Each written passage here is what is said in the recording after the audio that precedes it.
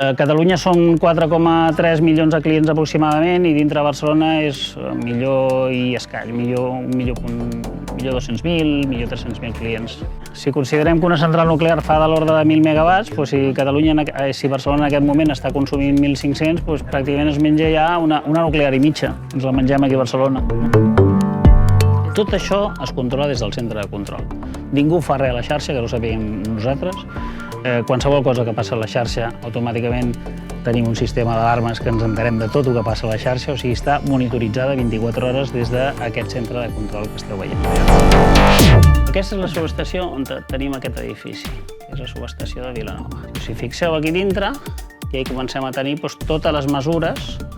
Aquí està cada quadradet d'aquests és un interruptor que podem maniobrar. En aquest cas és una subestació que tenim compartida amb red elèctrica, amb la part de transport i la part de distribució.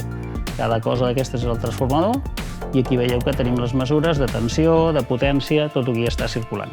Vilanova tenim, jo crec que són de l'ordre de 80-90.000 clients que hi pengen d'aquí.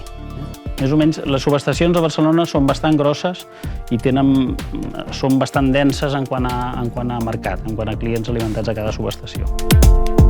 Tots els conductors que fem servir a la ciutat de Barcelona són soterrats perquè és una gran ciutat i seria molt complicat fer una xarxa aèria pel mig de la ciutat. Normalment totes les zones urbanes acostuma a ser xarxa soterrada. Veureu que n'hi ha uns que són més gordos en blanc i uns altres que són més primets, no? Els més gordos en blanc vol dir que a més els tenim telecontrolats, és a dir, des d'aquí del centre de control els podem operar sense necessitat que hi vagi ningú allà.